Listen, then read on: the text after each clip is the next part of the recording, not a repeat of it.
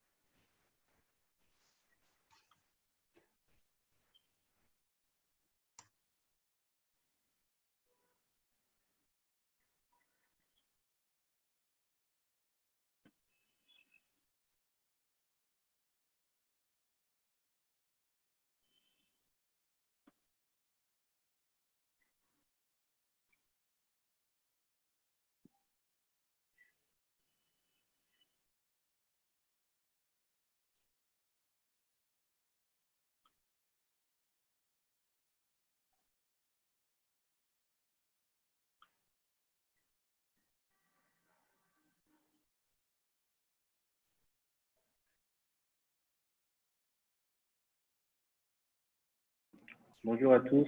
Nous allons Monsieur débuter. Sako, bonjour. Oui.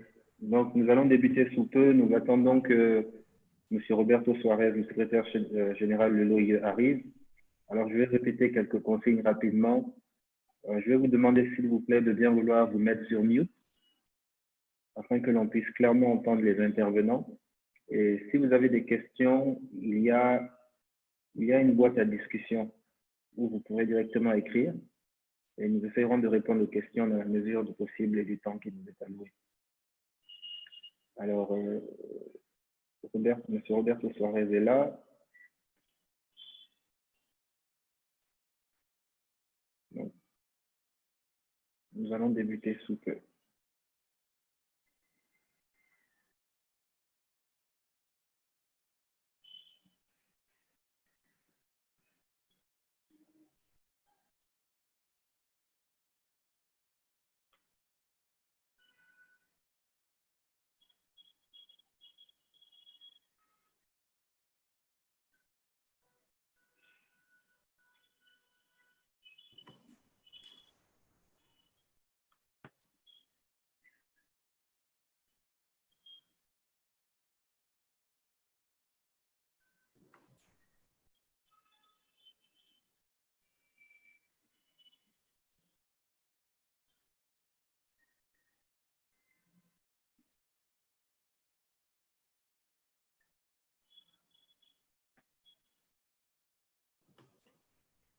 Bonjour à tous. On attend quelques minutes, Amadou. Oui, oui, Roberto, on va attendre encore. On va attendre 2 petites D'accord. minutes. Le temps que la FOPAO se connecte.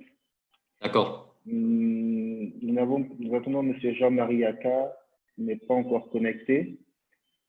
S'il ne se connecte pas dans 2 minutes, nous allons débuter.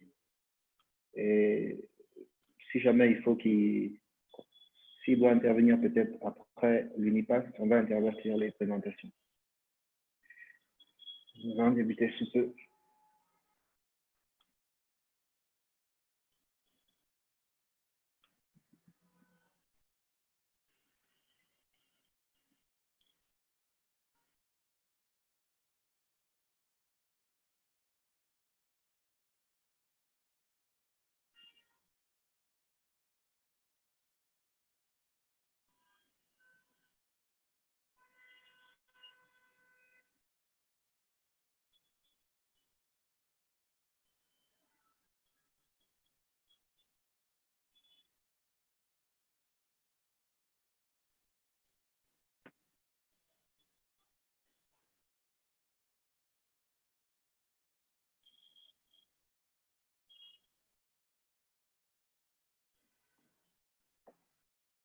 Nous avons...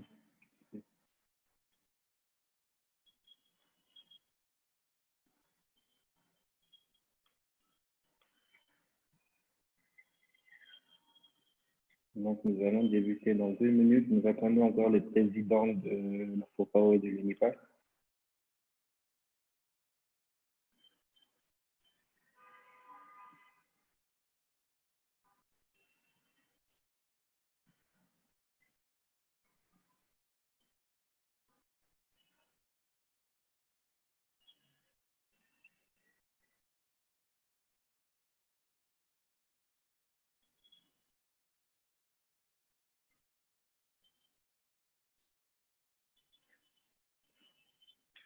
Parfait. Alors, Roberto, nous allons débuter au moins la partie introductive. Et les présidents nous rejoindront durant l'appel, afin que nous ne prenions pas trop de retard. Alors, bonjour à tous et merci d'être présents aujourd'hui à cet appel qui est organisé par l'Organisation internationale des employeurs, l'OIE, la FOPAO, la Fédération patronale d'Afrique de l'Ouest et l'UNIPAS, l'Union des patronats d'Afrique centrale. Donc, c'est un plaisir pour nous de vous voir aujourd'hui en si grand nombre à l'occasion de cette conférence. Alors, l'agenda d'aujourd'hui, Elodie, si on peut passer à la prochaine slide, s'il te plaît. Donc, nous allons commencer, l'ordre du jour, nous allons commencer par M. Roberto Suarez, qui parlera rapidement de l'OIE et de l'Afrique, des actions que l'OIE a menées durant cette crise, et qui parlera également du retour au travail. Ensuite, nous passerons la parole à M. El Mafoud Megateli, qui est le vice-président de la région Afrique. Ensuite, Mme Saïda Nesga, qui est présidente de Business Africa, prendra la parole. Puis nous aurons 2 présentations, celle du président de la FOPAO, M. Jean-Marie Aka, et celle du président de l'UNIPAS, M. Célestin Tawamba, qui nous parleront de leurs organisations respectives et qui parleront des actions qui ont été menées durant cette crise. Ensuite, nous passerons à 2 cas spécifiques, 2 cas pays, 2 exemples pays, qui sont le Sénégal, donc un pays d'Afrique de l'Ouest, et le Gabon, un pays de l'Afrique centrale. Nous aurons une partie questions qui durera une dizaine de minutes et nous terminerons par les mots de clôture des présidents de la FOPAO, de l'UNIPAS et du secrétaire général de l'Organisation internationale des employeurs. Alors, sans plus tarder, je vais passer la parole à M. Roberto Suarez, secrétaire général de l'OIE. Bonjour à tous. C'est avec beaucoup de plaisir qu'on vous joint et qu'on a l'opportunité d'être avec nos amis de la FOPA, mais aussi nos amis francophones de l'Afrique. Ça fait déjà quelques temps qu'on voulait organiser ou arranger une sorte d'échange qui sert pour déclencher une coopération beaucoup plus étroite entre l'OIE et ses membres de la francophonie africaine.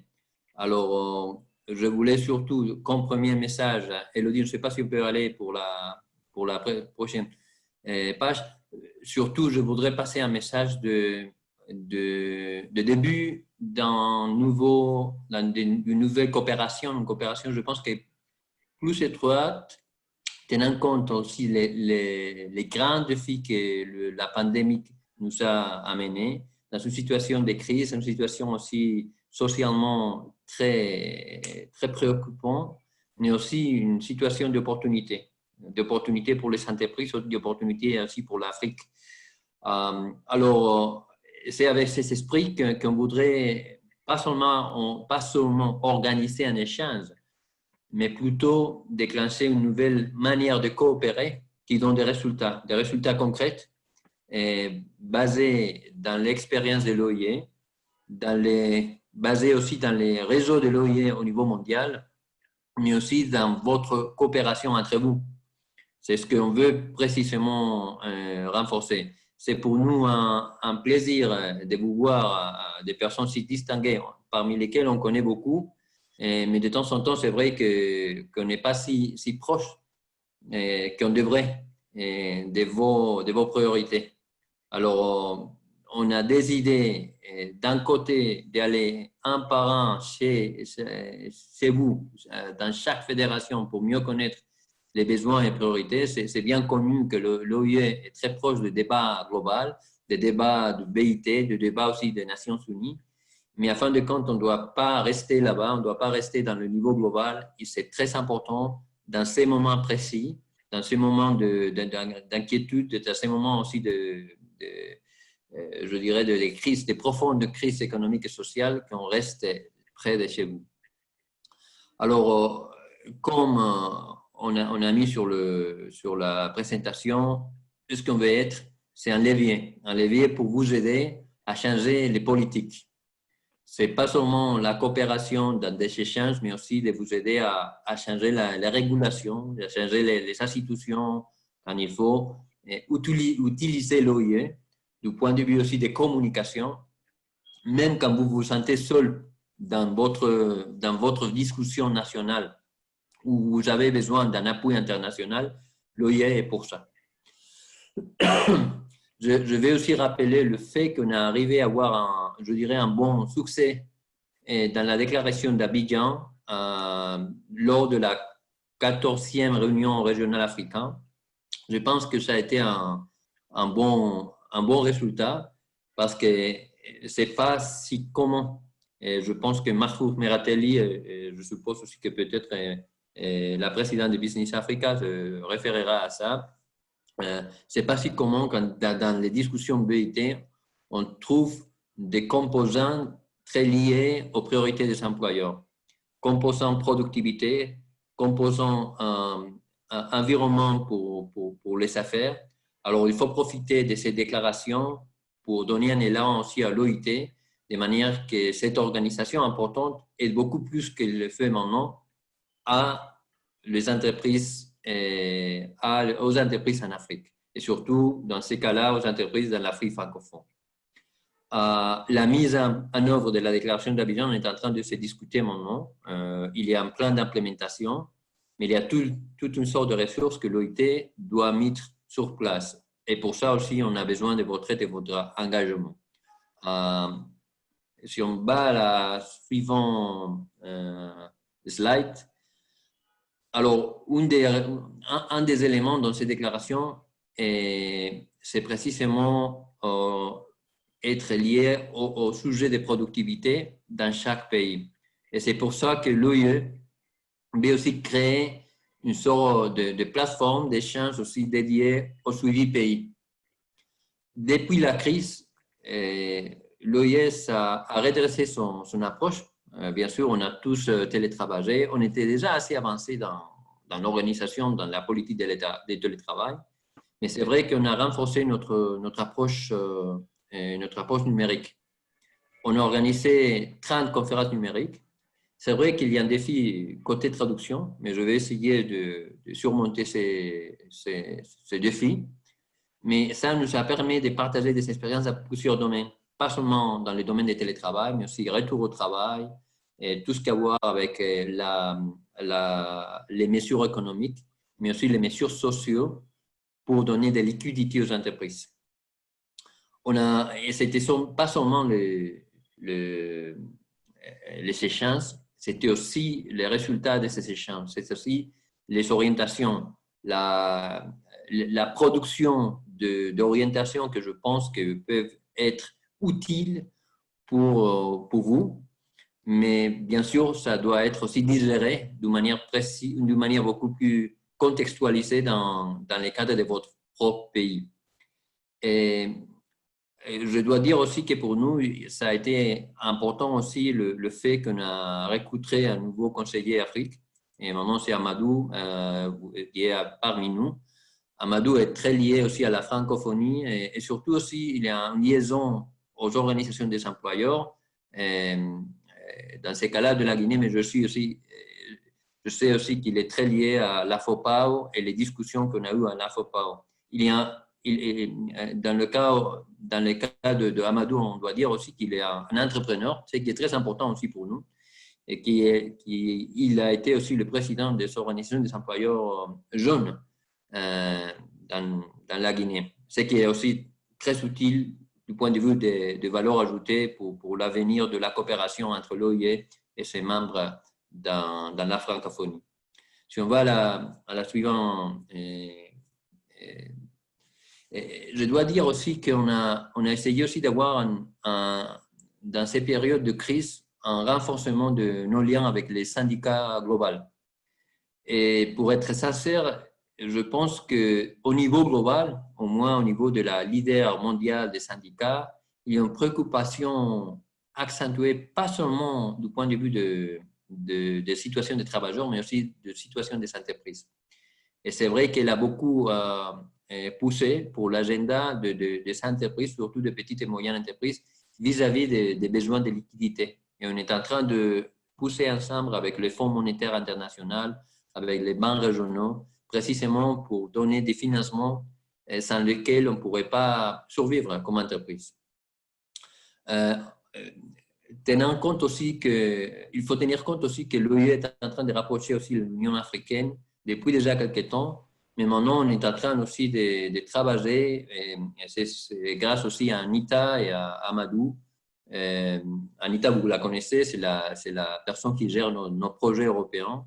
Mais l'union des Free Trade Agreement, je ne sais pas comment ça a été traduit en français, le Free Trade Agreement, l'accord de libre-échange en Afrique. Et on va prévoir quelques actions vis-à-vis précisément les phénomènes d'intégration régionale économique en Afrique. Aussi, on a eu aussi un renforcement de nos liens avec l'Organisation mondiale de la santé au plus haut niveau. On a eu des échanges avec Tedros et il a été invité à un de nos conférences. Et il y a déjà des actions prévues aussi dans les moyens et long terme. Et il faut aussi dire que l'engagement soutenu des différentes agences des Nations Unies, c'est quelque chose que devient beaucoup plus solide qu'avant. C'est-à-dire que l'OIE est en train pas seulement d'être connu dans le travail d'autres agences des Nations Unies, on a un bureau aussi à New York, mais aussi on commence à être connu aussi du point de vue des résultats. On est en train de travailler sur un projet aussi des chaînes d'approvisionnement précisément pour l'Afrique avec le Global Compact. Au-delà de tous ces résultats, si on peut aller dans la prochaine. Oui, on a organisé dans cette période de crise pas mal de échanges, 19 en total. Mais aussi, on a produit des résultats. Si on va à la suivante slide, on pourrait voir aussi les résultats. Je ne sais pas si c'est la suivante. Non. Alors, on a produit pour le moment 10 produits qui peuvent être adaptés à la situation de crise. Pour nous, la question importante est comment est-ce qu'on peut anticiper la réalité économique et la réalité du monde du travail post-COVID-19.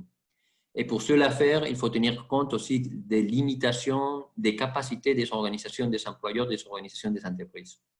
On est en train de travailler avec l'OIT, avec Actem, précisément dans ce domaine-là, c'est-à-dire comment est-ce qu'on peut faire des organisations des employeurs, des entreprises, des organisations qui d'une manière ou d'une autre, renforcent ses capacités pour donner des services à ses membres. Il faut réorienter beaucoup des activités et un des axes, je dirais un des plus importants, c'est tout ce qui a à voir avec la numérisation des organisations. c'est-à-dire la capacité de donner des services utilisant les moyens numériques. L'OIE a fait un effort, je pense intense pendant cette période-là, pendant ces 3 mois, et on veut mettre en commun cet effort avec des résultats concrets qui peuvent servir aussi pour d'autres organisations pour suivre s'ils pensent que c'est assez utile le même schéma. C'est-à-dire comment est-ce qu'on peut arriver à donner des services dans des domaines qui vont au-delà des domaines classiques, mais surtout comment est-ce qu'on peut donner ces services de manière beaucoup plus proche des membres, des entreprises, et avec des moyens digitaux qui sont pas chers et qui arrivent aussi à des entreprises qu'autrement on pourrait pas accéder. Alors, merci à nouveau de votre temps, merci à nouveau de votre engagement et on est prêt à vous aider, on est prêt à être avec vous. Et je serai attentive aux échanges aujourd'hui. Amadou, tu as la parole.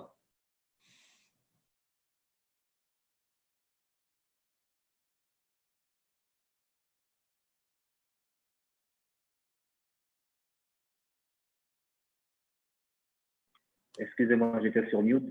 Donc, rapidement, Roberto a parlé d'une plateforme. Merci, Roberto. Il a parlé d'une plateforme de suivi pays. Cette plateforme est très importante parce qu'elle nous permet de relayer les actions que vous effectuez dans vos pays respectifs. Donc, n'hésitez pas en tout temps à nous communiquer tout type d'action que vous faites, de plaidoyer économique. N'hésitez pas à nous communiquer l'actualité socio-économique de votre pays afin qu'on puisse la diffuser sur notre plateforme et que vous puissiez être exposé à une audience plus large. Donc, avant de passer la parole à M. Megatelli, notre vice-président Région Afrique, je vois que M. Célestin Tawamba, le président de l'ENIPAS, est logué, donc je tiens à le saluer. J'aimerais également saluer ma collègue d'Afrique de l'Ouest de ACTEM, de Mme Julie Kazagui, qui est également parmi nous. Donc, je tiens à la saluer et à la remercier. Alors, je vais maintenant passer la parole à M. El-Makoud Megatelli, vice-président de la Région Afrique et secrétaire général de la Confédération générale des entreprises algériennes. Merci.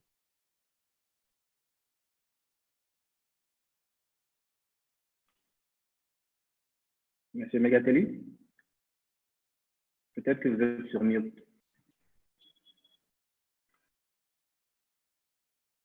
Monsieur Megatelli?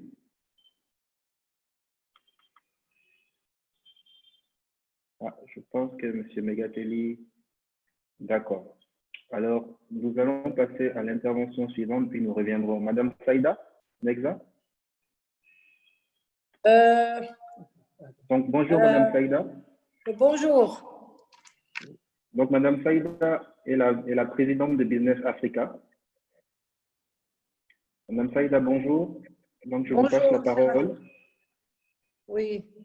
Alors, Monsieur le secrétaire général de l'OIE, Monsieur le président des organisations patronales régionales africaines, je tiens à remercier les organisateurs de cette importante conférence sur le Covid-19 en Afrique, sous le thème de renforcer la coopération pour un retour rapide au travail efficace et en particulier M. Amdo Sako, coordinateur de l'OIE pour l'Afrique, pour l'aimable invitation. Je remercie mon ami Roberto Suarez, secrétaire général de l'OIE, et à travers lui l'intérêt particulier dont fait preuve cette grande organisation pour soutenir l'Afrique et son économie, qui fait face à cette grave maladie. Je remercie également nos amis de la Fédération des organisations patronales de l'Afrique de l'Ouest et l'Union du patronat d'Afrique centrale et tous les intervenants et participants. Et en ma qualité de président du Business africain, je salue vivement leur travail et exprimer mon entière disponibilité et mon engagement à soutenir toute l'initiative tendant à réduire les effets du coronavirus et imaginer des actions communes. Et je fais part de mon entière disponibilité à travailler pour une plus grande coopération intra-africaine. À l'instar des autres régions du monde, l'Afrique a été surprise par les survenances du coronavirus ayant induit l'arrêt presque total de son économie au moment où elle enregistrait des taux de croissance positifs. et commencer à s'affirmer comme le moteur de croissance de l'économie mondiale.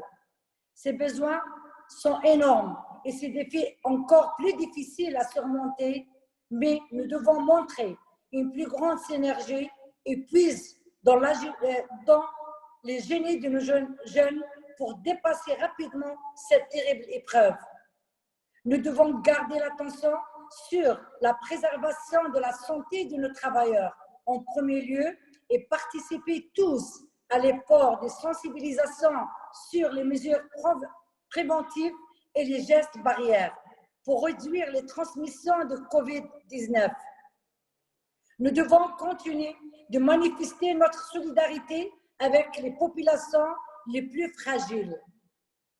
Le gouvernement doit, quant à eux, prendre toutes les mesures nécessaires pour accompagner et sauver l'entreprise à travers l'annulation, la réduction et le report de certaines obligations fiscales, des aides à facilitation pour l'accès au financement et la mise en place de moyens préventifs et de protection au sein du lieu de travail pour la reprise efficace de l'activité économique sans risque d'enregistrer de nouveaux foyers de maladie.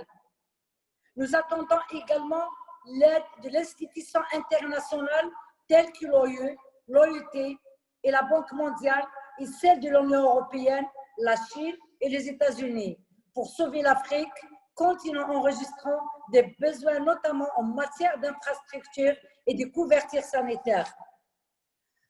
Je tiens à exprimer mon optimisme de voir rapidement disparaître cette maladie et de voir la zone de libre-échange continentale africaine devenir réalité.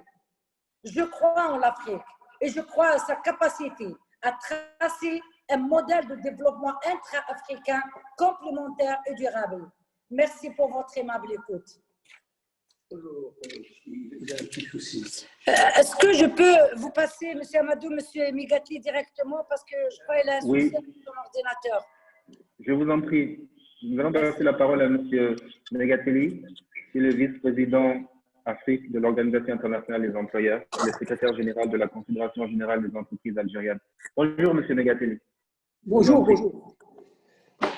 Effectivement, j'ai eu un petit souci avec mon laptop. Ce que je pourrais vous dire aujourd'hui, bonjour à tous les collègues, bonjour Roberto, je me réjouis de voir tous les collègues en bonne santé et prenez soin de vous. Effectivement, l'Afrique est menacée d'une grave crise économique, sociale et sanitaire. Et là c'est un problème aussi pour notre Afrique. Comme vous le savez, cette crise pourrait avoir des effets durables sur l'économie mondiale en raison de l'interdépendance entre les différentes économies de la planète qui entraîne une explosion du chômage et de la pauvreté dans de nombreux pays, et plus particulièrement dans notre continent. Je vous le dis sincèrement, depuis l'explosion de cette crise, personnellement, je n'aurais jamais pensé que ça se répandrait comme ça, à cette vitesse. C'est avec une telle ampleur, ça va juste trop vite et ça coûte trop cher. C'est au-delà de tout ce que vous pouvez imaginer. L'Afrique est confrontée à cette crise sanitaire économique sans précédent qui menace de faire trébucher les régions et inverser les progrès déjà constatés ces dernières années sur le front de développement. Effectivement, car il ne faudrait pas occulter que notre continent, où 7 emplois sur 10 relèvent d'une économie informelle, tout juste insuffisante pour assurer la survie du jour au jour. À cause de la dynamique de la démographique, à connaissance nulle, créera plusieurs millions de pauvres. Ce que je vous dis aussi, les cas aujourd'hui des pays endettés, certains ne pourront pas aller vers des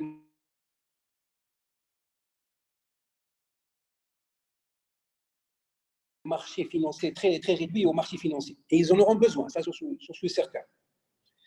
La lutte contre l'impact social, économique de ce défi mondial ne nécessite pas seulement la préservation des emplois, mais aussi la continuité, la durabilité et de la survie des entreprises. Ça, c'est beaucoup plus important. Moi aussi, je pense que pour notre continent, il faudra revoir le plan de mise, pas revoir, il faudra beaucoup mettre à niveau le plan de mise en œuvre de la déclaration d'Abidjan adoptée à la 14e réunion régionale africaine qui devrait être entérinée récemment. Il faudra aussi adapter à la situation actuelle, en concertation, bien entendu, avec l'OIE, ACTEB et les acteurs africains. Je ne vais pas rajouter ce qu'a dit Madame la Présidente. J'espère en ces temps éprouvants pour l'humanité. Je vous souhaite santé et force pour vous et votre famille, à tous les collègues africains. Merci, merci Amadou, merci Roberto. Et surtout, je suis en train de voir aussi notre ami Francis. Je lui dis bonjour. Merci. Merci beaucoup, Monsieur Megatelli. Alors, je vois que le président Jean-Marie Aka, président de la FOPAO et de la CGCI, nous a rejoint. Alors, je tiens également à le saluer. Monsieur Aka, nous avons débuté cet appel par l'intervention de notre secrétaire général, Monsieur Roberto Suarez, qui a tenu à rappeler toute l'importance que l'Afrique francophone a au sein de l'Organisation internationale des employeurs. Il a également rapidement évoqué la déclaration d'Abidjan, ainsi que le plan de mise en œuvre de la déclaration d'Abidjan, qui prend en compte notamment la productivité et le développement durable des entreprises. Et pour terminer, il a tenu vraiment à faire savoir à tous nos partenaires africains que l'Organisation internationale des employeurs est un levier, que nous sommes là afin de vous accompagner, afin d'être une voix pour vous, afin d'influencer les politiques au niveau international et même national qui sont directement en lien avec le secteur privé. Alors, bienvenue, cher président Aka. Je vais maintenant vous passer la parole et votre intervention va donc porter autour de 3 questions. Qu'est-ce que la FOPAO? Pourquoi a-t-elle été créée? Quelles ont été les réalisations majeures de la FOPAO ces dernières années? Et enfin, quelle a été la réponse de la FOPAO face à cette crise du Covid-19? Je vous passe la parole, président Aka. Merci, bonjour à tous. Et je m'excuse vraiment de mon retard pour rejoindre cette réunion. J'ai été confronté à quelques problèmes de circulation sur Abidjan où il pleut très fort aujourd'hui. J'espère que vous vous portez tous très bien. C'est une joie et un plaisir, un honneur pour moi de participer à cet échange en ma qualité de président de la FOPAO, qui est la Fédération des organisations patronales d'Afrique de l'Ouest. Notre organisation, une organisation importante, donc a été créée depuis 1996 à Lomé. Au début, c'était une organisation essentiellement de pays francophones de la sous-région et donc progressivement, cette organisation s'est étendue aux pays anglophones comme le Ghana, la Gambie, le Nigeria, ainsi qu'aux pays lusophones. Aujourd'hui, la FOPAO donc, est une fédération patronale qui réunit toutes les organisations patronales de la CEDEAO, la Communauté économique de l'Afrique de l'Ouest, qui comprend 15 États. Donc, nous avons les 15 États de la FOPAO, plus la Mauritanie, qui n'est pas membre de la CEDEAO, mais qui est membre de la FOPAO. Donc, la FOPAO déborde un peu du cadre même de la CEDEAO. Évidemment, c'est une organisation patronale, donc une fédération d'organisations patronales. Et vous savez que les différents pays qui composent la CEDEAO, de culture anglophone ou lusophone, n'ont pas toujours la structuration du mouvement patronal à travers un patronat comme on l'entend dans le système francophone. Donc, dans certains pays, ce sont les chambres de commerce, qui jouent ce rôle d'organisation patronale de défense des intérêts du secteur privé. Et donc, dans certains pays comme le Libéria et d'autres, et ce sont ces chambres-là qui sont membres de la FOPAO. Donc, voilà un peu pour l'historique de la FOPAO. qui, donc, depuis 1996, alors, évidemment, elle a ses organes de fonctionnement qui sont l'Assemblée générale, qui est composée des 16 pays membres, et également un comité exécutif qui donc anime l'organisation de manière courante avec 6 membres, un président donc, qui donc responsabilité que j'assume et pour le compte de la Côte d'Ivoire et 3 autres vice-présidents qui sont pour l'heure le Togo, le Niger et le Mali. Le Togo, le Niger et le Mali. Alors, voilà un peu ce qui est de notre organisation patronale. Donc, bien sûr, c'est une organisation qui est très adossée à la commission de la CEDEAO, puisque nous allons vers une union économique et beaucoup de problèmes des entreprises, beaucoup de préoccupations des entreprises aujourd'hui sont traitées dans le cadre communautaire. Il y va des questions juridiques, il y va des questions douanières, il y va des questions de circulation des biens et des biens. Donc, nous sommes fortement adossés à l'organisation qu'est la CEDEAO. Alors, en ce qui concerne les réalisations majeures qui ont été mises en œuvre par la FOPAO, je dirais sur les dernières années, bon, nous avons mené un certain nombre d'actions qui s'inscrivent d'abord dans le cadre d'un plan stratégique que nous avons élaboré avec l'appui du BIT. Et donc, ce plan stratégique a défini les grands axes d'intervention de notre fédération, qui, évidemment, c'est un principe de subsidiarité parce que les organisations nationales traitent les questions qui sont propres et la FOPAO intervient sur des questions transverses communes à l'ensemble des pays ou des questions de commerce entre les différents pays membres.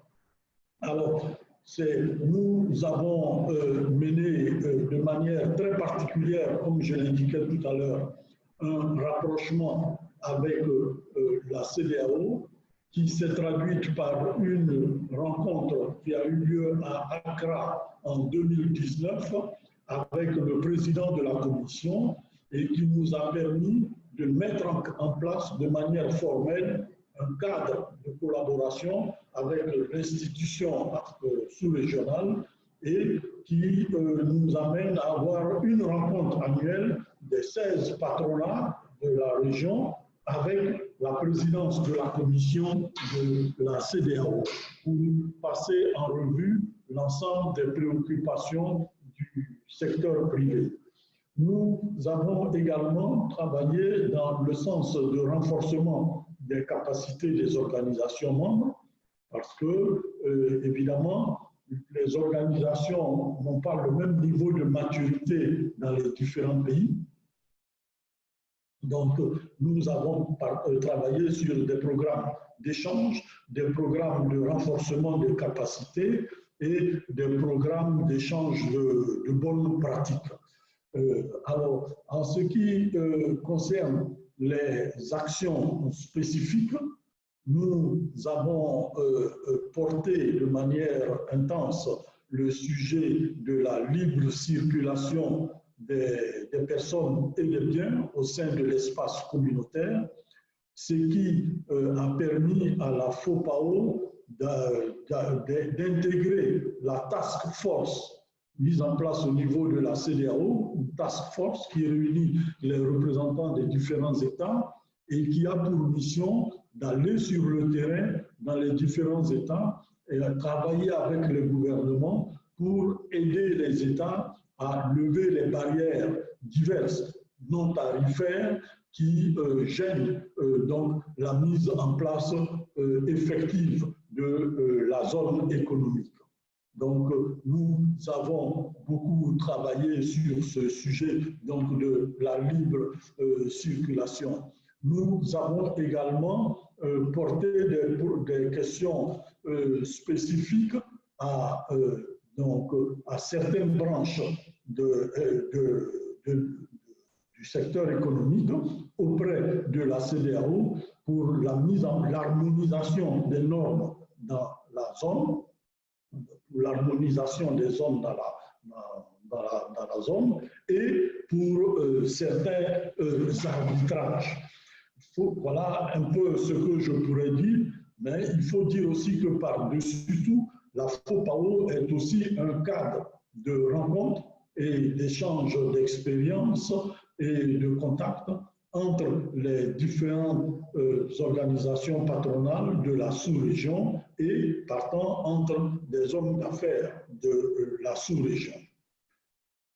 Alors, en ce qui concerne l'action de la FOPAO dans le cadre de la COVID-19, alors, disons, l'action de la CEDEAO a été un peu multiforme. Premièrement, nous sommes attachés à une action d'information et de sensibilisation. Et donc, nous avons considéré que la COVID-19 était d'abord une crise sanitaire et qu'il nous fallait, en tant qu'organisation d'employeurs, contribuer à, je dirais, à la maîtrise de ce risque sanitaire en diffusant les bonnes informations aux employeurs et à nos travailleurs. Donc, ce sont des messages, des supports, des outils d'information et de sensibilisation que nous avons conçus, que nous avons élaborés et que nous avons diffusés à tous nos membres.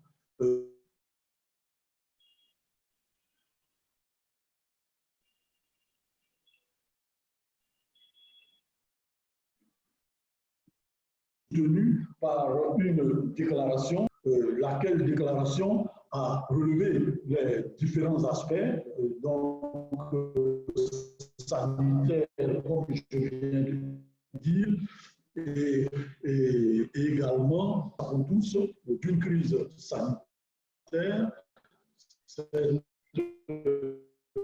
pandémie, cette crise mondiale est devenue aujourd'hui fortement déclaration donc à porter sur cet aspect également économique en relevant aux autorités sous-régionales parce que vous savez qu'un certain nombre de sujets importants ne peuvent trouver leur solution qu'au niveau sous-régional. C'est le cas, par exemple, des questions renforcement des capacités de trésorerie des entreprises, parce que pour certains pays de la sous-région, ils dépendent tous d'une même banque centrale, d'une même zone monétaire, et donc ces questions d'injection de capitaux dans l'économie ne peuvent trouver qu'une solution au niveau sous-régional. Voilà un peu, je dirais, ce que je pourrais donner comme information sur la CEDEAO. Beaucoup, dans le cadre de la crise du Covid, beaucoup d'activités d'information, de sensibilisation. Nous avons par ailleurs mené une enquête auprès de nos membres, donc nos organisations patronales qui elles-mêmes s'appuient sur le résultat d'enquête qu'elles mènent auprès de leurs membres directs. Nous avons mené une enquête pour évaluer l'incidence de cette crise sur notre sous-région. Et évidemment, j'ai pris le train en marche, mais j'ai entendu tout à l'heure certains collègues parler de cette incidence sur notre région qui est importante. importante au plan économique, qui est importante pour l'emploi, pour le maintien d'emplois durables, d'emplois viables dans notre économie. Et donc, nous continuons de travailler pour alimenter la communauté de la CEDEAO et partant les chefs d'État de la sous-région sur les perspectives d'un plan de relance qui n'est pas encore finalisé, mais des perspectives d'un plan de relance. Je voudrais juste terminer en disant que sur les informations, nous avons vraiment mené beaucoup d'actions d'information pour faire connaître aux organisations patronales des différents pays les initiatives, les solutions qui étaient mises en œuvre dans les autres pays pour leur permettre également d'adapter ou de mettre en œuvre leur plaidoyer local auprès de leur gouvernement dans les différents plans de soutien à l'économie qui ont été mis en place dans les différents pays. Voilà, chers amis, ce que je pourrais vous dire à ce stade. Je vous remercie. Merci beaucoup, Président Attar. Donc, nous notons qu'en plus de vos actions régulières qui visent la libre circulation, l'harmonisation des normes, on note aussi que durant cette crise, la FOPAO a été très présente au niveau du plaidoyer économique, de la sensibilisation et de l'information. Merci beaucoup. Donc, et juste pour dire que donc, nous commençons maintenant les travaux pour nous projeter sur l'après-Covid. Et donc, justement, nous commençons dans cette projection-là à reposer le problème de l'industrialisation de la zone CEDEAO. Nous avons donc introduit une dernière requête auprès de la commission de la CEDEAO pour demander une activation du plan et une adaptation du plan industrialisation de la sous-région. Merci beaucoup, Président Attar. On va peut-être développer ce point en conclusion, donc, quand on sera plus dans la perspective. Merci beaucoup. Alors, je vais maintenant inviter le Président Célestin Tawamba à prendre la parole. Monsieur Célestin Tawamba est le président de l'Union des patronats d'Afrique centrale, donc l'UNIPAS. C'est Monsieur Célestin Tawamba. Oui, bonjour. Bonjour, Président. Je suis heureux d'intervenir après mon frère Jean-Marie, mon frère, c'est à moi. Bonjour, mon cher ami et frère. Après, pardon? Excusez-moi, autour des trois mêmes questions, qu'est-ce que l'UNIPAS? Pourquoi a-t-elle été créée? Quelles ont été les réalisations majeures de l'UNIPAS ces dernières années? Et quelle a été sa réponse durant cette crise de Covid-19? Voilà, merci. Après avoir écouté le président Jean-Marie Erka parlant de la FOPAO, je dirais que l'UNIPAS est une copie, plus ou moins, de ce qui est fait à la FOPAO, mais à une dimension un peu moindre. L'UNIPAS a aujourd'hui presque 43 ans. C'est une organisation adulte, mais qui malheureusement n'est pas encore à la dimension de ce qu'on peut attendre d'une personne adulte. Elle a été fondée en 1977, en marge des festivités marquant le 40e anniversaire du GICAM d'ailleurs. C'est le fruit de l'entente des 5 pays aujourd'hui. L'UNIPAS se regroupe donc en son sein des organisations patronales de 5 pays que sont le Gabon, le Cameroun, le Tchad, la RCA, le Congo. La Guinée, aujourd'hui, est le seul pays de la zone CEMAC qui ne fait pas partie de cette organisation parce que la Guinée, pour l'instant, n'avait pas encore d'organisation patronale. Donc, l'UNIPAS a pour vocation première d'accompagner, grâce à la mobilisation du secteur privé, des secteurs privés nationaux, l'effort d'intégration dans la sous-région, dans un environnement économique mondialisé et pour un environnement global des affaires. Donc, l'UNIPAS, pour ce faire, s'est en effet doté comme objet de développer la solidarité et la coopération entre les organisations patronales, d'œuvrer au renforcement de l'intégration économique et régionale, de coordonner les points de vue des différentes organisations membres sur le plan des législations sociales, commerciales, fiscales et douanières. Bref, il est question de mutualiser et coordonner nos plaidoyers dans le but d'améliorer l'environnement des affaires dans la sous-région d'Afrique centrale. Donc, le but de l'UNIPAS également est donc de regrouper en son sein pas simplement les entreprises qui sont au niveau de la CEMAC, mais c'est d'aller plus loin, regrouper les entreprises pour qu'on ait une zone économique plus importante, parce qu'aujourd'hui, elle est assez étriquée. Le but est d'aller jusqu'à la CEAC, donc regrouper les États qui constituent la CEAC, donc notamment le Zaïre, la RDC, l'Angola, le Rwanda, qui pourraient éventuellement faire partie de ces zones économiques-là. Donc, c'est un travail, d'ailleurs, pour lequel on a demandé le soutien, l'appui du BIT, qui s'est donc proposé de nous accompagner dans la structuration, dans l'évolution de ces zones économiques-là, qui aujourd'hui est assez réduite dans la zone CEMAC, et encore, ça ne prend pas encore l'ensemble des États. C'est structuré également un peu comme au niveau de la FOPA, où il y a un président, aujourd'hui en exercice, donc que j'ai l'honneur de présider. Il y a un vice-président qui est le président aujourd'hui du patronat centrafricain, et puis il y a un secrétaire exécutif qui est le secrétaire exécutif du pays qui est en charge de la présidence. Donc aujourd'hui, c'est le secrétaire exécutif du JICAM, M. Alain Blaise Batonguet. Donc, sur le contexte dans lequel aujourd'hui économique, c'est une zone, c'est la zone la zone la plus faible en matière d'intégration dans le monde, malheureusement, hein, c'est une réalité. Il y a à peine 2% des échanges intracommunautaires. C'est la dernière zone dans le classement Doing Business, hein, de manière globale, hein, on occupe toujours les dernières places.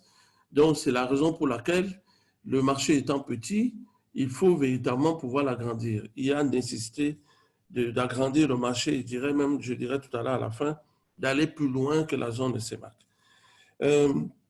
C'est les économies qui sont basées essentiellement sur les exportations, la matière première, donc le pétrole, le minerai,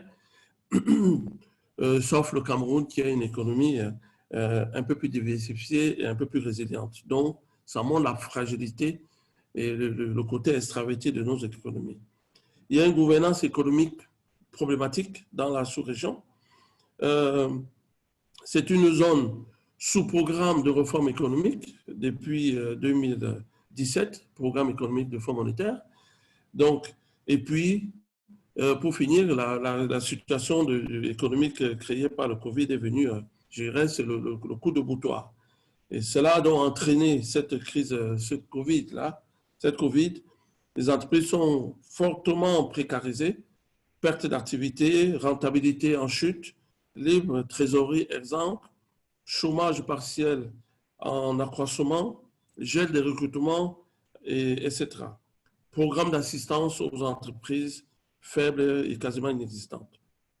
Donc, quelles ont été les réalisations majeures de l'UNIPAS à ce jour? Je vais m'en tenir uniquement aux dernières réalisations qui correspondent à la prise, à mon élection à la tête du JICAM, donc à la présidence de l'UNIPAS. Nous avons réactivé cette organisation qui était en léthargie depuis un certain temps. Elle n'a pas véritablement fonctionné. Ça, c'est la première des choses. Donc, depuis 3 ans, il y a des réunions, il y a des assemblées générales tous les ans entre nos organisations. Il y a le rôle, nous avons eu à jouer un rôle moteur essentiel parce que la zone CEMAC a vu la mise en œuvre d'une nouvelle politique, d'une nouvelle politique monétaire qui a donc entraîné l'année dernière une crise des devises profonde. Il y a eu des risques, d'ailleurs, il y a eu des risques, on a beaucoup parlé, des problèmes de risque de change, de stabilité de notre monnaie. Donc, l'UNIPAS a joué un rôle important dans cette crise des devises l'année dernière et la mise en œuvre de la nouvelle réglementation de change. Donc, et nous œuvrons véritablement pour un plaidoyer pour une meilleure gouvernance monétaire et notamment la problématique du franc CFA dans la zone CEMAC. Nous invitons d'ailleurs, nous avons écrit d'ailleurs à la commission CEMAC pour leur apporter notre soutien, notre accompagnement, notre participation pour la réflexion de notre monnaie qui aujourd'hui est tanguée tout le temps. Par ailleurs, moins que des réalisations, l'on peut citer d'autres actions. C'est des plaidoyers pour le projet routier intégrateur et pour la dynamisation de la CEMAC. Il est question nous avons également contribué à la vulgarisation de l'arbitrage, le système d'arbitrage au Tchad, au Gabon et en RCA. Il y a également l'implication de l'UNIPAS dans la mise sur pied de la plateforme de dialogue pour l'amélioration de l'environnement des affaires dans la zone CEMAC, qui a abouti à la création du programme de réforme économique et financière CEMAC, dont l'UNIPAS est membre et observateur. Alors, quelles sont les réponses de l'UNIPAS face au Covid? Comme on l'a dit, je ne vais pas revenir, nous traversons véritablement la crise la plus importante de notre temps. Et les réponses ont été essentiellement nationales. L'UNIPAS, nous avons organisé une réunion extraordinaire de l'UNIPAS au mois de mai, avec comme objet essentiel, c'était de faire le point de la situation de l'impact économique de la pandémie dans chaque des pays. Nous avons également eu l'occasion de partager nos expériences nationales sur la situation sanitaire, économique, les mesures de restriction et leur impact économique, les mesures de soutien aux entreprises et aux ménages. Bref, chacun des pays, nous avons constaté que dans chacun des pays, les patronats ont plus ou moins tous, de manière commune, adressé des propositions aux États sur le plan fiscal, sur le plan d'accompagnement des entreprises, parce que cette crise a un impact important au niveau des entreprises, au niveau de la trésorerie des entreprises. On a également noté ensemble les mesures gouvernementales de soutien aux entreprises. De manière globale, on a constaté que ces mesures que les États ont prises étaient très loin, n'étaient pas à la hauteur des enjeux. Et puis, pourtant, les pertes sont importantes et la pression fiscale est toujours prégnante dans la zone CEMAC. Donc, il y a une collaboration étroite de l'UNIPAS et avec le BIT, qui a été publié un guide pratique en direction des employeurs, du patronat et de la sous-région sur les mesures palliatives de continuité de travail. C'est l'occasion pour nous encore de remercier l'appui et l'accompagnement du BIT.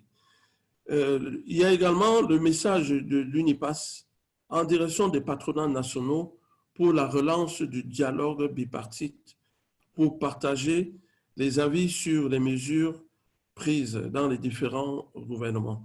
Nous avons donc, au cours de nos échanges avec les patronats, partagé nos expériences et surtout demander au patronat de maintenir l'emploi autant que possible. Nous avons au niveau du GICAM tout particulièrement adressé dès le début de la crise une lettre à l'ensemble des chefs d'entreprise qui vont même, pas seulement les entreprises du GICAM, pour inviter les entreprises à tout faire pour respecter d'abord les règles de barrière, mais maintenir l'emploi qui est véritablement le cœur de notre métier. Donc, au Cameroun, donc, il y a un rapprochement également entre le GICAM et les 5 principales organisations syndicales des travailleurs, avec 2 résultats principaux. L'adoption d'une déclaration commune sur la vision des partenaires sociaux sur la pandémie, ses effets sur les entreprises et les emplois. Et enfin, le deuxième résultat, c'est la mise sur pied d'une coalition pour l'emploi composée du GICAM et de ces 5 confédérations syndicales, par ailleurs, les plus représentatives. Donc, pour conclure, je voudrais dire que cette crise de Covid-là nous invite véritablement à nous réinventer. Les organisations patronales ont une grande responsabilité, et surtout les États. Et j'espère, c'est le vœu, que l'OIE puisse pouvoir se réinventer lui aussi. J'ai vu tout à l'heure l'exposé qui a été fait. Je crains que l'on puisse repartir comme si rien n'était. Et on va juste faire quelques ajustements face à la crise. Or, c'est une crise qui nous interpelle, qui doit remettre en cause l'ensemble des fondements qui aujourd'hui a conduit l'établissement des rapports, je vais dire, internationaux, les règles de l'OMC, les règles de l'Union européenne, le rapport entre l'Europe, entre les États développés et l'Afrique. Vous voyez, nos États, nos communautés économiques sont saucissonnées. Vous parlez de la FOPA, vous parlez de la CEMAC, il y a la CEAC. Avec ces petites zones économiques, il n'est pas possible de développer, il n'est pas possible d'industrialiser. Il est d'abord question de revoir véritablement le champ, d'avoir une politique peut-être de travail commune dans les pays africains, parce que voilà, il est question véritablement, c'est le vœu que je puisse faire, que l'OIE puisse accompagner les patronats pour qu'ensemble, vis-à-vis de nos États qui aujourd'hui ne mettent pas toujours l'emploi au cœur de leur politique, parce que eux, l'emploi, c'est souvent de l'incantation. Il faut pouvoir mettre l'emploi au cœur des politiques de développement. Et pour cela, l'OIE doit accompagner les patronats pour faire face à ces États-là qui sont beaucoup plus prédateurs qu'autre chose, dont nous avons besoin véritablement de nous réinventer complètement. Merci. Merci beaucoup, Monsieur le Président. Peut-être que vous pourrez élaborer sur ce point en mot de clôture sur les perspectives de collaboration. Donc, merci encore pour cette intervention. On note notamment le rôle que l'UNIPAS a eu à jouer dans la crise des devises, au niveau des politiques monétaires. Vous jouez beaucoup de rôle au niveau des arbitrages, mais beaucoup de sensibilisation également durant cette crise du Covid-19. Merci beaucoup. Alors, nous allons passer maintenant à des cas pays, à des exemples pays. Nous avons avec nous M. Aliou Ba, qui est le secrétaire général adjoint du CNP Sénégal, et M. Hamidou Okaba. Je vais inviter M. Hamidou Okaba à prendre la parole autour de ces trois questions. Pourriez-vous nous citer un exemple de mesure de riposte économique qui s'est avérée efficace dans la lutte contre la COVID-19 dans votre pays? Pourriez-vous nous citer un exemple de mesure de riposte économique qui ne s'est pas avérée efficace et pour quelles raisons? Et finalement, comment la situation économique évolue-t-elle, notamment en ce qui concerne le monde du travail? Alors, M. Hamidou Okaba, je vous invite à prendre la parole. Monsieur Okaba? Je pense que M. Okaba n'est pas connecté. Donc, je vais passer. Est-ce que M. Ba du CNP Sénégal est là? Monsieur Ba, peut-être qu'il faut enlever mute. Je suis bien là. D'accord. Alors, Monsieur Ba, bonjour. Bonjour à tous. Et bonjour à mes chers présidents. Et bonjour au secrétaire général de l'OIE et bonjour à tous les participants qui sont là. Et je les salue chacun en son rang et grade. Merci encore, Amadou. Et peut-être je vais essayer de partager. Vous m'entendez? Oui, on vous entend. D'accord, merci. J'essaie un peu de partager les points que vous avez soulevés tout à l'heure pour ce qui concerne le CNP Sénégal. Effectivement, je rejoins parfaitement ce qu'ont dit nos deux présidents de la FOPA et de l'UNIPAS sur les mesures qui ont été prises par les patronats, les organisations d'employeurs dans nos pays respectifs, et je pense qu'à peu près c'est la même chose un peu partout. C'est la même chose un peu partout, et à chaque zone peut-être sa propre spécificité. Au niveau du Sénégal, pour répondre à votre première question, nous avions proposé à l'État plusieurs types de mesures. Des mesures d'ordre social, des mesures d'ordre financier, des mesures d'ordre fiscal et douanier et des mesures de soutien qui sont relatives aux procédures administratives.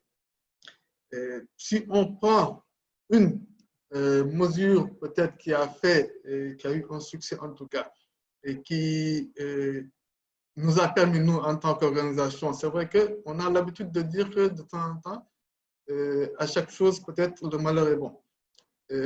Il a été constaté, il y a depuis quelques semaines, le paiement de la dette intérieure.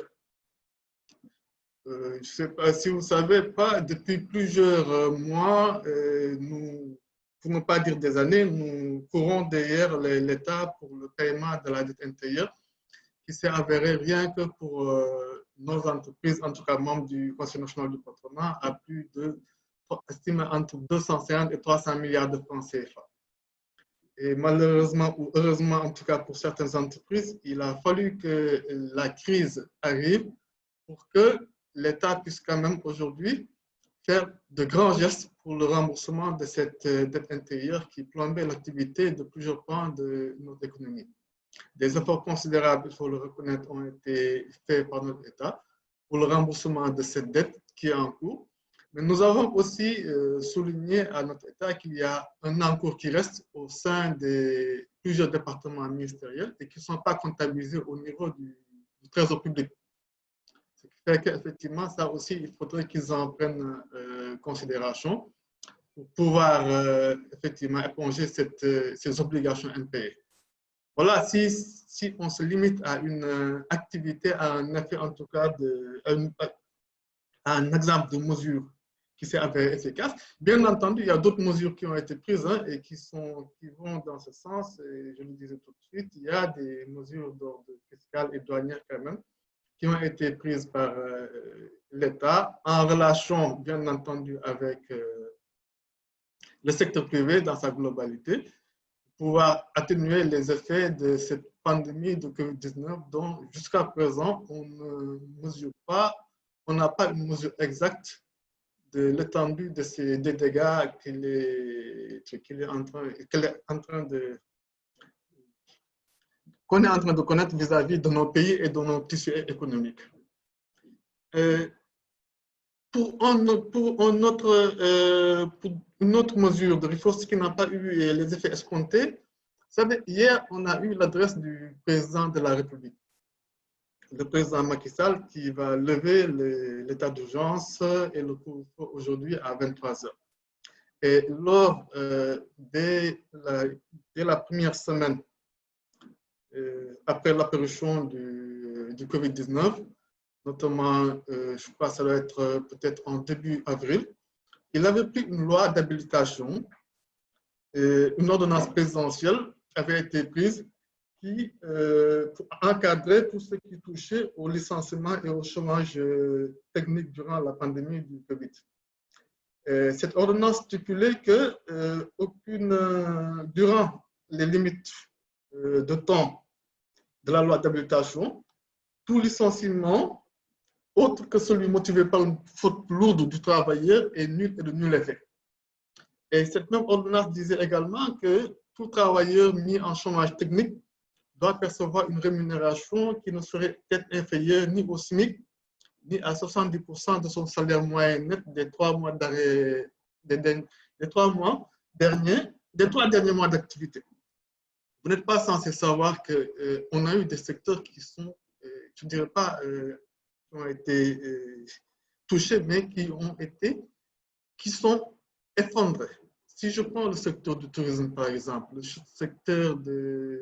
une partie du secteur de la pêche maritime, mais les hôtels sont fermés, complètement fermés. Comment maintenant on peut demander à quelqu'un qui n'a pas un franc de rentrée de chiffre d'affaires de maintenir les salaires de son personnel, des fois évolués à plusieurs centaines, à 70%.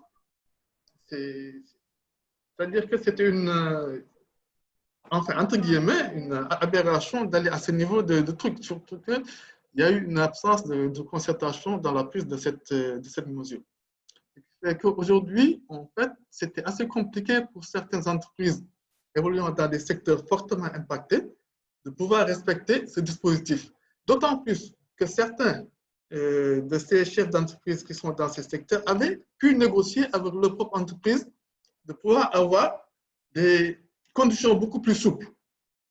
Et donc, cette disposition est venue, au lieu de renchérir les données, et vraiment a créé beaucoup de problèmes au sein de plusieurs entreprises. Malheureusement, comme on dit, c'est une mesure qui a été prise, mais qui n'a pas eu l'effet impact. L'État a essayé de mettre en place un système d'accompagnement en mettant un fonds de 200 milliards pour, avec les entreprises, un fonds de 200 milliards pour les entreprises afin de les aider à mieux comment je peux dire, afin de les aider à mieux suivre cette distanciation. Malheureusement, ce qui se passe, c'est qu'on n'a pas eu le suivi nécessaire auprès des banques. Parce que pour avoir accès à ce fonds, il faut passer par les banques. Et ce fonds devait permettre uniquement de pouvoir payer les salaires, la contrepartie sur les salaires. Malheureusement, beaucoup de banques n'ont pas suivi parce que le dispositif était tel qu'il fallait obligatoirement passer par les banques pour pouvoir déposer son dossier au sein de ce fonds et pouvoir bénéficier de cette manne financière.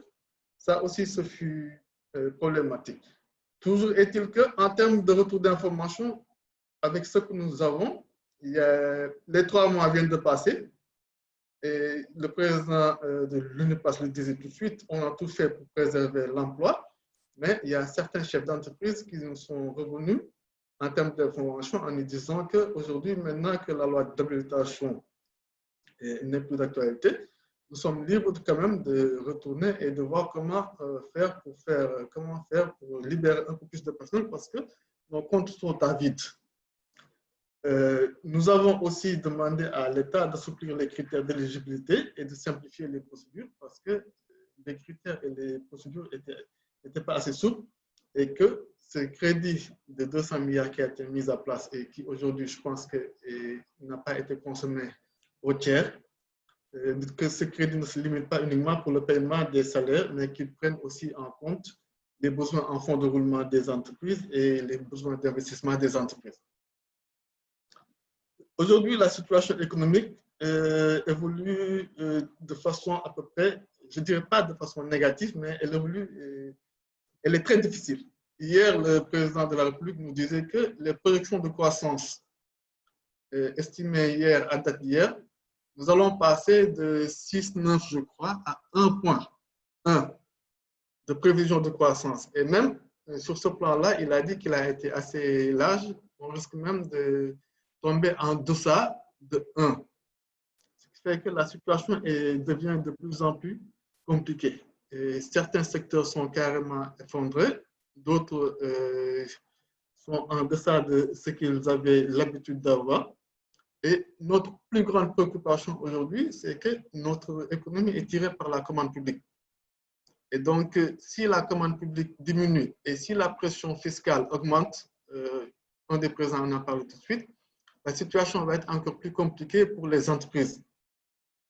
Pour les entreprises du pays, du Sénégal.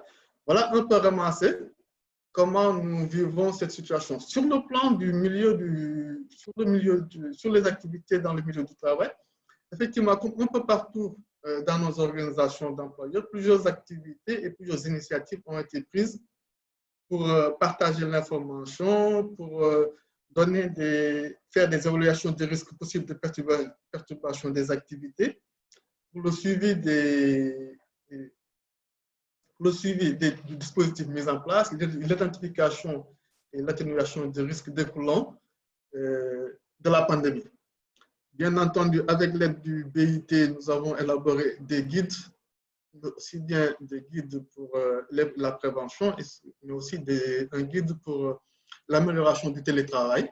Et nous profitons de cette occasion, effectivement, pour remercier en tout cas notre conseiller employeur qui est là, Mme Julie Kazagui, pour tout l'apport qu'elle a eu à nous donner durant cette période.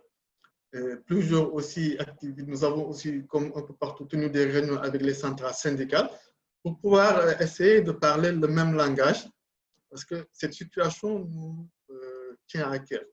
Et nous avons trouvé au sein de notre pays, en tout cas avec les centrales syndicales les plus représentatives, une oreille attentive, une écoute attentive qui a permis quand même de pouvoir surmonter beaucoup d'épreuves qui auraient pu être plus dures. Comme aussi dans plusieurs pays, nous savons aussi que nous avons largement, en tant que secteur privé, contribué à travers un fonds pour l'appui social auprès des personnes impactées. Et nous saluons aussi la Direction générale des impôts et des domaines qui nous a permis de pouvoir faire une déduction d'impôts sur les sommes qui sont versées au sein de ce fonds, ce qu'on appelle le fonds Force Covid 2019. Et enfin, des actions de sensibilisation ont été faites partout avec l'appui aussi de l'État. Et nous avons aussi, avec notre groupement des informaticiens, participé avec le ministère de la Santé et le ministère de l'économie numérique à ce qu'on appelle dans le jargon sénégalais dans Covid. C'est la mise en place d'une plateforme pour aider l'État et les ministères de la Santé dans le suivi des malades atteints du Covid-19. Voilà un peu, M. Sako, très romancé, comment la situation évolue un peu au sein du Sénégal.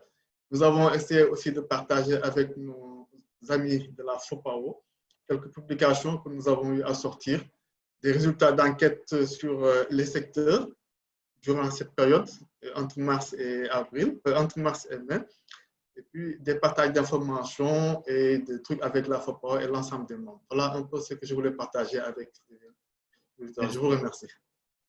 Merci beaucoup, M. Ba. Donc, je tiens à vous indiquer qu'il nous reste 17 minutes, donc disons qu'il nous reste 20 minutes, si on déborde un peu.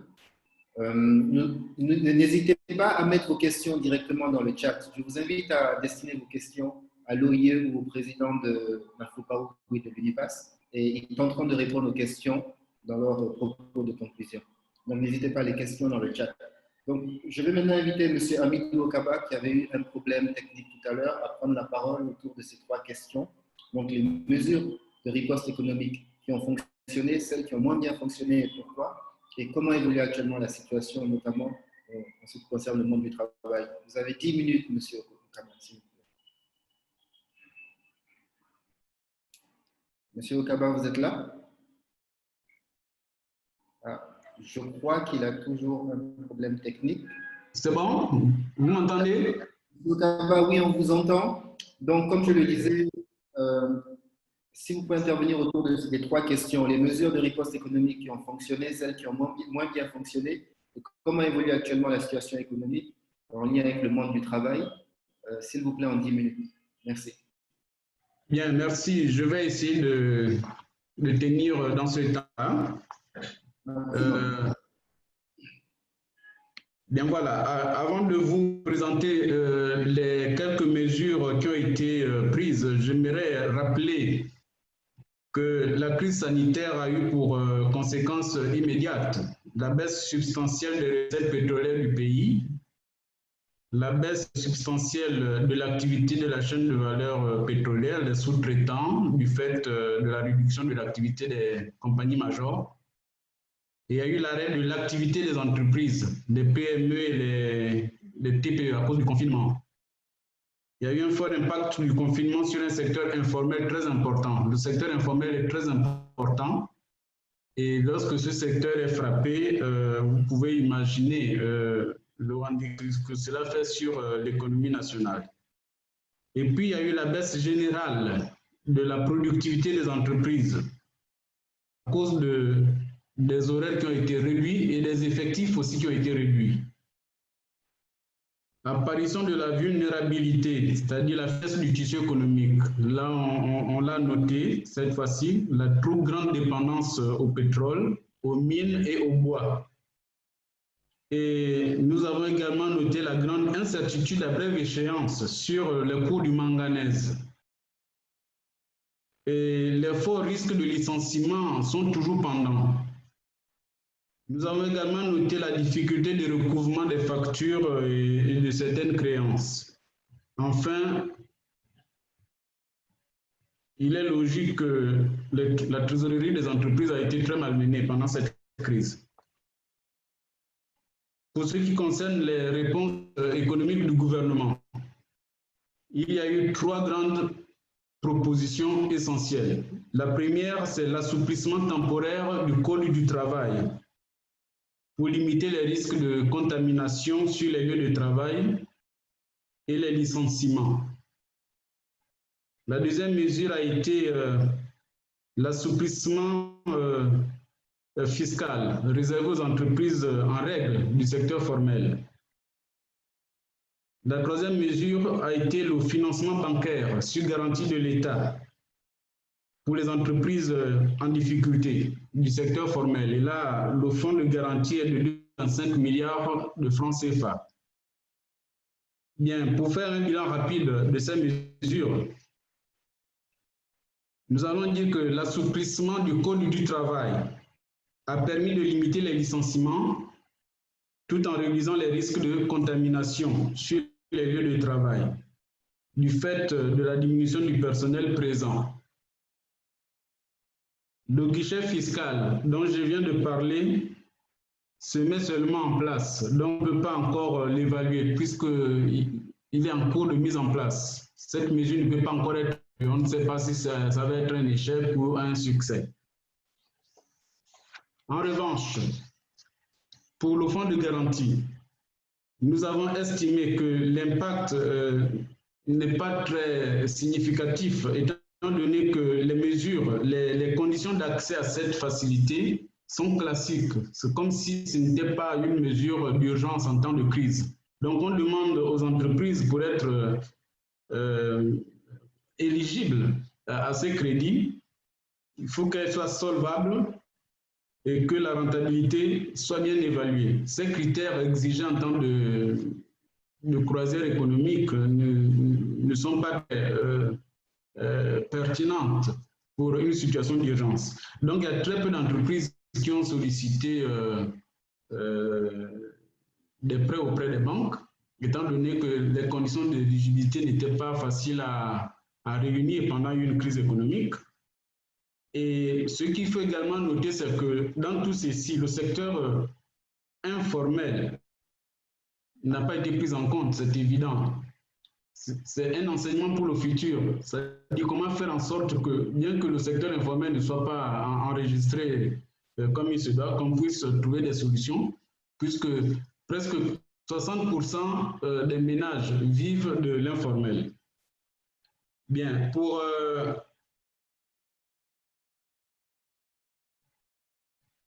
ce qui concerne maintenant les leçons à tirer de la crise, nous avons listé un certain nombre de leçons. Nous avons noté à nouveau que l'économie est trop dépendante des revenus de l'activité extractive, c'est-à-dire les hydrocarbures, les mines. On peut même y mettre le secteur bois, le secteur de la forêt.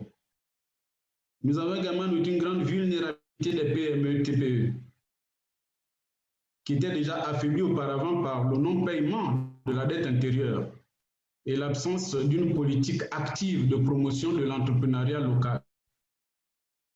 Nous avons également noté l'importance dans tous les sens du secteur informel, dans le sens vital et dans le sens statistique, la couverture de l'activité économique par le secteur informel. Nous avons également noté que la riposte économique du gouvernement est plus un traitement symptomatique qui tente de répondre aux besoins de trésorerie à court terme des PME plutôt qu'un traitement naturel et durable. Nous avons également découvert que beaucoup d'entreprises ont finalement apprécié les vertus de la digitalisation. Tout le monde s'est mis à la visioconférence, au travail. Et je pense que ces deux pratiques dues à la crise vont se perpétuer après la crise. Donc, c'est pour nous une grande avancée. Nous avons également eu quelques recommandations pour la relance de l'économie, notamment la réduction du train de vie de l'État et l'optimisation de l'action de l'État. Bien là, c'est un dilemme. Et comme mon ami Alioune l'a dit, nos économies dépendent fortement de la dépense publique. C'est-à-dire, si on maintient ce plaidoyer pour la réduction de vie de l'État, il faudra nuancer. Parce que l'État est le plus grand client de l'économie. Donc, c'est vraiment une réflexion qu'il faut mener. le plaidoyer pour la réduction du train de vie de l'État, alors que c'est le plus grand débouché des économies locales. Nous avons également insisté sur le développement des chaînes de valeur dans les secteurs stratégiques de l'économie.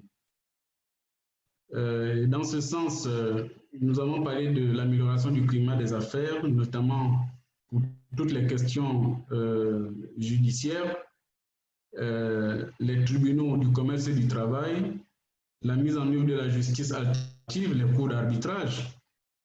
Et nous avons également fait le plaidoyer pour la finalisation de la réforme du Code du travail et la finalisation de la réforme du Code minier. Nous avons également insisté sur l'accentuation de la production locale, non seulement domestique en tant que Gabon, mais au niveau de la CEMAC, puisque le problème de la CEMAC en dehors du Cameroun qui est très résilient, c'est que c'est des économies basées sur les ressources et les matières premières et qui dépendent des marchés internationaux. Donc, en cas de crise de fermeture des frontières ou de perturbation de la demande internationale, ces économies sont systématiquement par terre. Bien sûr que depuis quelques années, il y a eu la diversification qui semblait marcher jusqu'à ce qu'on découvre que dès qu'on ferme les frontières, la diversification ne sert plus à rien, puisqu'en réalité, toute la diversification, notamment la petite industrialisation, a été orientée à nouveau vers les marchés internationaux.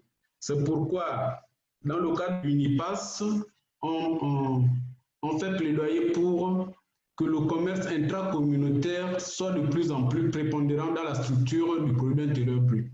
Mais que cette intégration sous-régionale soit accélérée, pas seulement sur papier, mais elle doit être testée au niveau des crises, par exemple, de fermeture de frontières, de telle manière que s'il y a fermeture de frontières, il ne faudrait pas que ce soit les frontières intérieures à la sous-région qui soient fermées.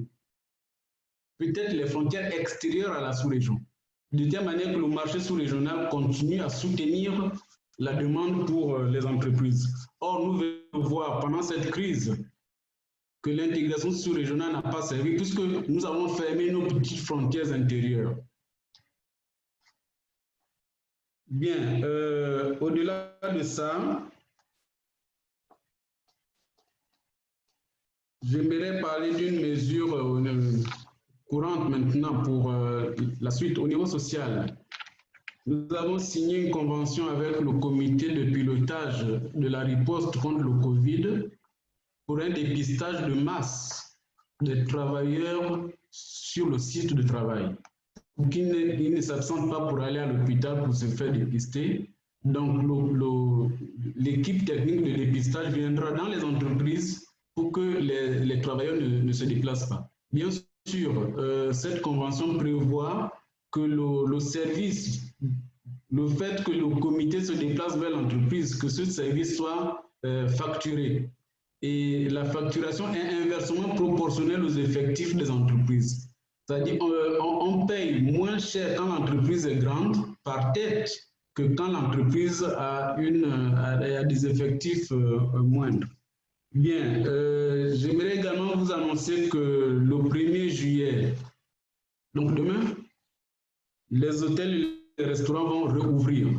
Donc, c'est un nouveau redémarrage pour l'économie nationale. Donc, voilà, très ramassé comme je peux le dire, ce que je peux vous dire pour ce qui concerne le Gabon. Maintenant, s'il y a des questions, on pourrait revenir dans les détails. Merci beaucoup, M. Kaba, pour votre intervention. Merci à tous nos intervenants pour leurs brillantes interventions. Je vais inviter M. Roberto Suarez, le secrétaire général, à réagir suite à cette première phase d'intervention. Merci bien, Amadou.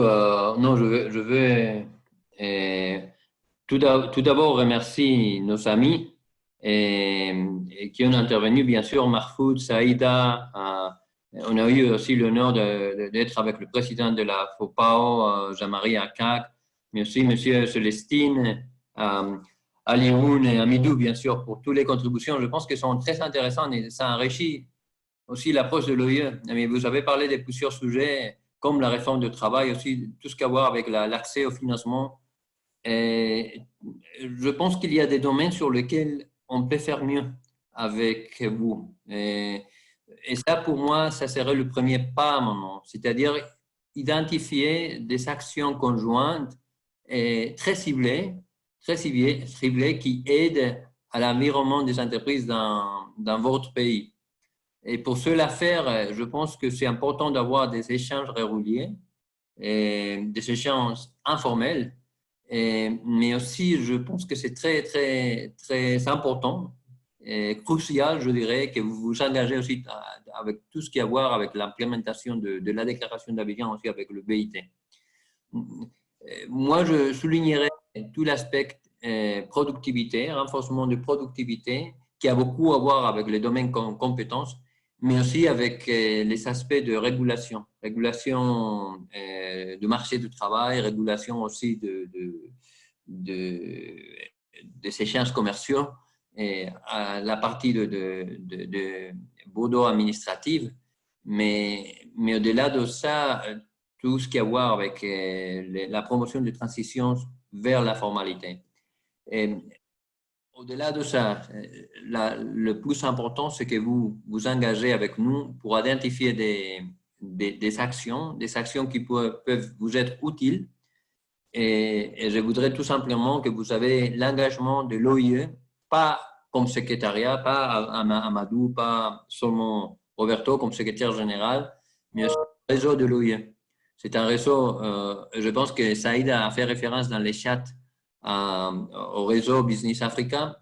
Je pense que si on met ensemble ces réseaux, on peut vraiment ajouter une valeur considérable. Et il vaut la peine de le faire. Alors, comptez sur l'engagement de l'OIE. Merci à nouveau pour votre disponibilité pour être avec nous.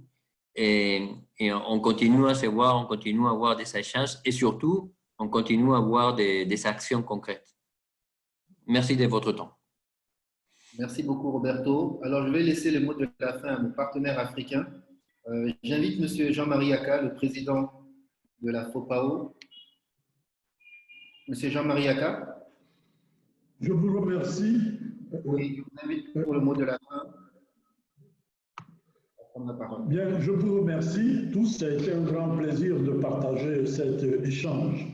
Mais après tous les échanges que nous avons eus, moi, je voudrais, à titre de mot de la fin, mettre l'accent sur 2 points. Premièrement, c'est la question du secteur informel dans nos économies. Plusieurs intervenants ont souligné cela, l'importance du secteur informel. Oui, c'est une soupape nécessaire pour, je dirais, au stade actuel de nos économies, pour occuper les populations, pour distribuer des revenus. Mais je pense que cette crise nous montre également les limites du secteur informel. Aujourd'hui, beaucoup de nos États, même dans la gestion sanitaire de cette pandémie mondiale, sont limités dans les mesures qu'ils peuvent prendre à cause de l'existence d'un secteur formel trop important. Vous voyez, dans la plupart de nos États, on n'a même pas été en mesure de prendre des décisions de confinement réel, même pour quelques jours, quand bien même c'était nécessaire, parce que nous avons un secteur informel trop important qui vit au jour le jour de revenus journaliers. Donc, cette crise doit nous amener à travailler, à mettre en œuvre vraiment un glissement plus important vers un secteur formel. Et je pense que c'est une de nos tâches, une de nos responsabilités en tant qu'organisation d'employeurs de favoriser cela, de faire le plaidoyer pour cela et aussi d'imaginer les conditions à mettre sur la table pour permettre un plus grand basculement vers un secteur formel capable de générer des emplois sains et durables. C'est le premier point que je voudrais souligner. Le deuxième point, c'est de dire effectivement qui a été abordée par mon ami et frère Célestin Tawamba tout à l'heure, cette crise également pose le problème des modèles économiques globalement et nous amène nécessairement à penser ou à repenser nos modèles économiques, premièrement dans la structuration de nos économies, aller vers des économies qui soient capables de produire davantage de biens pour couvrir les besoins de base, les besoins élémentaires des populations. Donc, c'est premièrement cela, et également revoir nos modèles économiques dans le sens de la mise en place d'ensemble ou de marchés sous-régionaux ou d'unions économiques sous-régionales qui nous permettent d'avoir une taille économique capable de soutenir le développement des entreprises. Voilà, chers amis, les deux points sur lesquels je voudrais mettre l'accent. Et en ce qui concerne le deuxième point, juste terminer en disant que cette crise peut nous offrir l'occasion d'une opportunité pour accélérer le développement de nos économies, accélérer le développement de nos entreprises, accélérer le développement de notre industrialisation, accélérer le développement de nos PME. Je vous remercie. Merci beaucoup. J'invite maintenant Célestin Tawamba, président de l'UNIPAS, sur le mot de la fin. Monsieur Tawamba, êtes-vous là? Oui, déjà, je voudrais remercier l'OIE pour cette occasion, pour cet échange, pour cette opportunité qui nous a été offerte. Remercier tous les intervenants. J'ai encore appris beaucoup aujourd'hui de tout ce qui se passe ailleurs. C'est vraiment l'échange. Et puis, vu également ce que l'OIE prévoit dans les années à venir, dans tout ce que l'OIE met en œuvre pour accompagner les patronats. Je fais mien des deux points que a souligné mon ami et frère siamois Jean-Marie Aka en conclusion. Je ne vais pas revenir dessus. Cette crise a véritablement fait voler en éclats toutes nos certitudes, sans montrer la fragilité de nos économies, de nos politiques économiques. Et ce que je dis simplement, c'est l'on ne peut pas repartir après le Covid comme s'il n'y a pas eu le Covid. Il est question véritablement de revoir complètement avec humilité l'ensemble de nos politiques économiques et politiques d'emploi. Si je dois revenir un peu sur ce que M. Aka a dit, le modèle africain, il y a véritablement un modèle.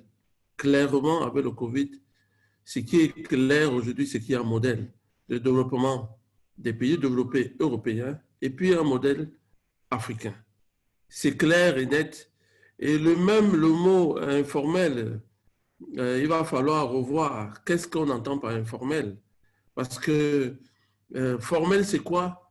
Est-ce que celui qui fraude, qui justement fraude et il paye très peu d'impôts, alors que beaucoup est dans l'informel, lui il est où? Il est dans le formel ou il est dans l'informel? Est-ce que celui qui est complètement en train de subsister, fait de la subsistance, et il n'a pas les moyens de payer de l'impôt parce que cet impôt-là est déjà dissuasif, on ne lui permet pas d'entrer dans le secteur formel. Que veut dire informel? Je pense qu'il est question de redéfinir tout ça, mais surtout, si notre dénominateur commun de l'Afrique, c'est la capacité à remployer, c'est cette capacité à donner du travail. Et ça, le risque, la sécurité, la stabilité de nos pays africains et même de l'Europe va être la capacité d'avoir des emplois durables. Et il revient donc à nos États de travailler plus que jamais en collaboration avec le secteur privé, avec les patronats crédibles, pour mettre l'emploi durable, décent, au cœur des stratégies de développement. Il est question de réinventer nos indicateurs. Ce n'est pas simplement la compétitivité, ce n'est pas le libre-échange, ce n'est pas le commerce, mais si enfin on met l'emploi, derrière l'emploi, on va avoir l'industrialisation, derrière l'industrialisation, il y aura justement ce partage de richesses, Donc, voilà un peu ce que je voulais dire en conclusion pour compléter ce que mon ami Jean-Marie Akayu a dit tout à l'heure. Merci pour tout. Merci, Président Tawamba. Nous avons légèrement dépassé le temps qui était prévu, donc nous allons conclure. Je tiens à remercier chacun de vous d'avoir pris le temps de participer à cette conférence numérique. J'ai regardé la liste des personnes qui sont connectées. J'ai eu la chance de parler à chacun de vous, je crois, depuis que je suis rentré en fonction il y a 1 mois et demi à peu près. Et je vais répéter ici devant vous tous ce que j'ai dit à tout un chacun. Je vous invite à joindre l'OIE à toutes vos actions de plaidoyer, à toutes vos actions d'influence. C'est réellement un outil au niveau international que vous avez, que vous pouvez utiliser comme un formidable levier pour les actions de plaidoyer et d'influence de vos organisations respectives. Et vous avez également la chance d'avoir une organisation telle que Actem qui vous soutient notamment dans tout ce qui est renforcement des capacités, dans tout ce qui est structuration et plusieurs autres points. Donc je vous invite également à utiliser au maximum ces ressources qui sont à votre disposition. Mais j'insiste, sachez que l'Organisation internationale des employeurs est à votre disposition. Nous ferons l'effort de venir vers vous très régulièrement. Nous vous invitons aussi à venir vers nous autant que possible afin de nous utiliser comme un levier, comme un outil pour renforcer vos actions de plaidoyer et d'influence. Donc, merci encore à tous. Nous vous souhaitons une très bonne journée et merci encore. Au revoir.